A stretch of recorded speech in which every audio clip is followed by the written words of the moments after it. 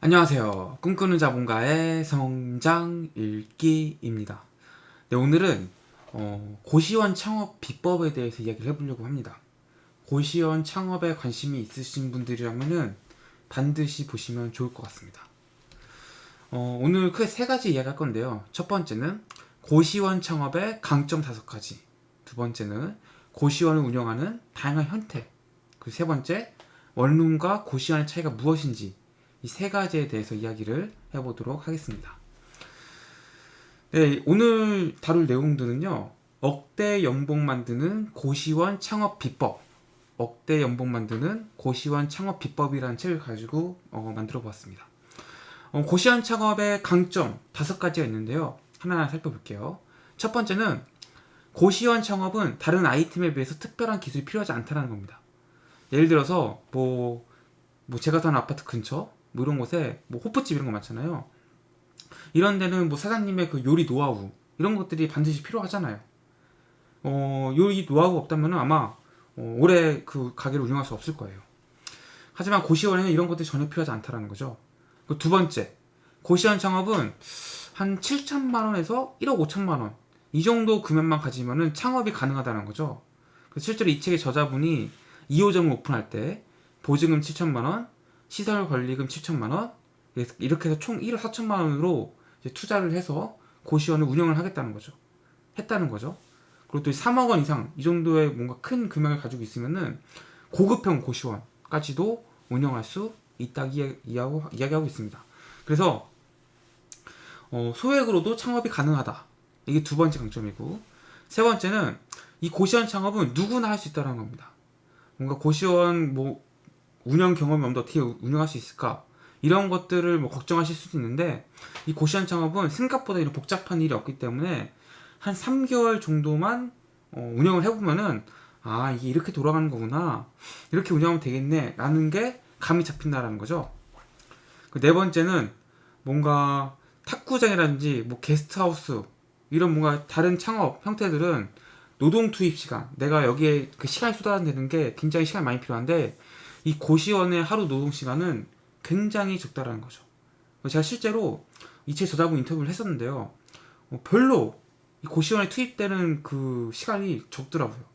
심지어는 요즘은 그 돈 받는 거 있잖아요, 월세 받는 것도 그 키오스크를 설치해가지고 그냥 카드 결제로 다 할 수 있게끔 그렇게 만들어 놓는다는 거예요.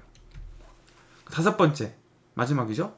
인수한 후에 성공적으로 운영해서 뭔가 공실률, 그러니까 빈 방이 적으면은 이 인수할 때 그 권리 금액보다 더 비싸게 팔 수 있는 장점이 있다는 겁니다.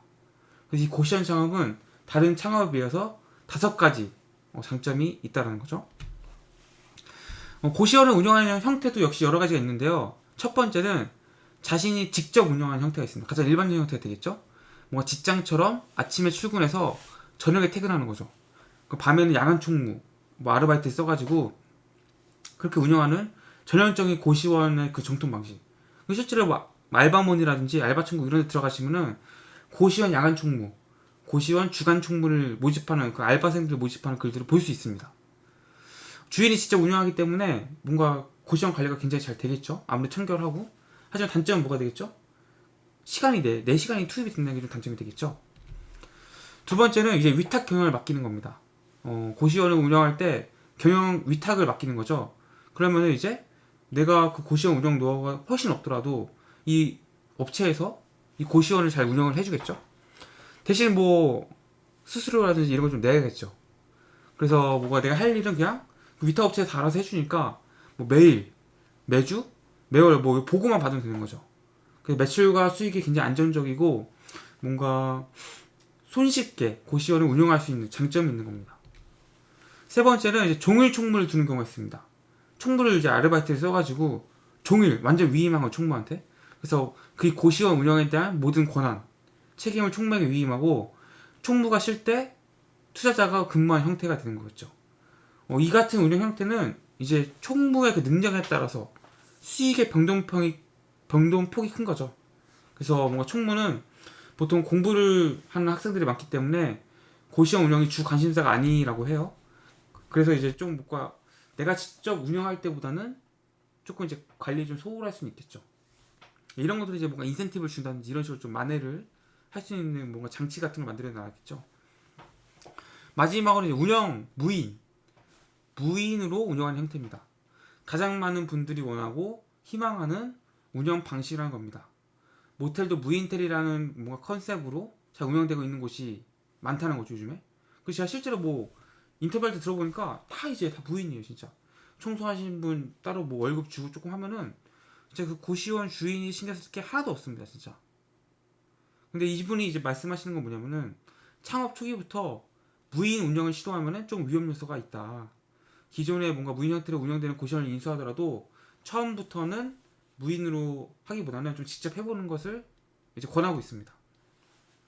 그래서 뭔가 그 전에 고시원을 운영하던 사람으로부터 많은 노하우, 경험 이런 걸 좀 배우면서 뭔가 초보 창업자는 직접 또 자기가 해보면서 이런 뭔가 고시원 업무의 특성, 입실자의 특성을 좀 알아두는 게 좋다라는 말을 하고 있습니다.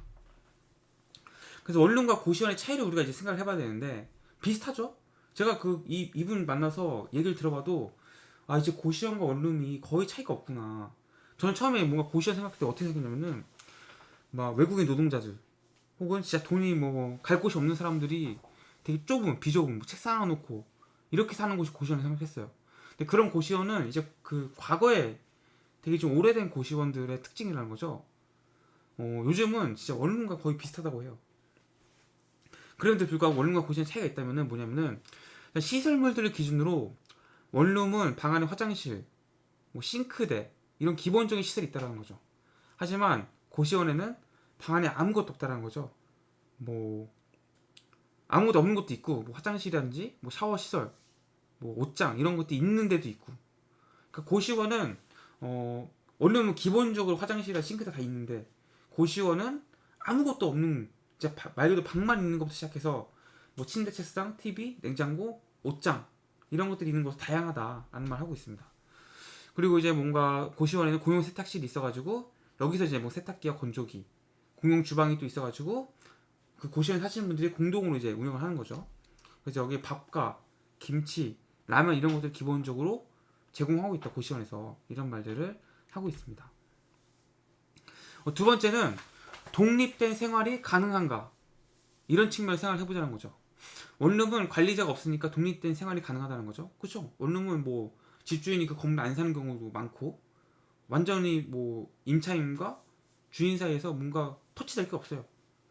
하지만 고시원은 보통 이 고시원을 관리하는 관리자가 있다라는 거죠. 그래서 약간은 뭐 독립된 생활 이런 것들은 조금 이제 침해를 받을 수 있는 거죠. 어떻게 보면. 세 번째는 이제 원룸은 개별 취사가 가능하지만 고시원은 아까 말했듯이 공용 주방이 있어가지고 개별 취사는 조금 힘들다 이런 얘기를 하고 있고 네 번째는 뭔가 계약할 때 보증금 여부인데 원룸은 보증금이 존재하지만 고시원은 보증금이 없다라는 말을 하고 있습니다. 그래서 뭔가 고시원은 뭔가 보증금도 없고 계약 기간도 한 달, 뭐 두 달, 세 달 이런 것들이 모두 가능하다 이런 말을 하고 있습니다. 다섯 번째는 원룸은 면적이 최하 3평 이상 그리고 100% 창문이 있지만 고시원은 평수가 3평 미만짜리도 있고 창문도 없는 경우가 있다는 거죠. 이런 것들이 이제 원룸과 고시원의 차이가 되겠고 가장 큰 차이가 이게 있죠. 고시원은 라면, 밥, 김치를 줍니다. 이게 정말 큰 메리트죠. 라면, 밥, 김치. 하지만 원룸은 자기가 다 쌀도 사고 라면도 사고 자기가 다 해먹어야 되는 거죠. 그래서 고시원은 어떻게 보면 저렴한 거예요. 진짜 뭐 밥값이 다 포함되어 있으니까. 그래서 많은 분들이 고시원을 요즘 많이 선호한다고 합니다. 일곱 번째, 전체적인 비용을 계산해 봤을 때 원룸은 식사 비용, 냉난방 비용, 전기 요금 이런 뭔가 추가적인 지출이 많이 들어가는데 고시원 같은 경우에는 뭐 식사 비용, 냉난방 비용, 전기 요금 이런 것들이 다 포함되어 있어요. 월세. 그래서 훨씬 더 저렴한 금액으로 내가 살아갈 수 있는 장점이 있는 거죠. 그래서 오늘은 고시원 창업 비법이라는 주제로 이야기를 해봤습니다. 오늘 제가 나눈 책의 내용들은 억대 연봉 만드는 고시원 창업 비법이라는 책에서 제가 내용을 발췌했고요. 고시원 창업에 관심 있으신 분이라면 이 책을 반드시 읽어보십시오. 정말 교과서처럼 하나부터 열까지 다 써있어요, 진짜. 너무나 저도 고시원에 대해서 잘 알게 되는 계기가 된 책이었고, 나도 한번 고시원 운영해볼까? 이런 생각이 드는 책이었습니다. 자, 이 고시원에 관한 내용은 다음 시간까지 한번 다뤄보도록 하겠습니다. 그래서 꿈꾸자고 성장할 게임 경제적자로 자기개발 성장에 대한 컨텐츠 올라오고 있습니다. 이런 분야 관심 있으신 분이라면 구독과 좋아요 누르시면 감사하겠습니다. 고맙습니다.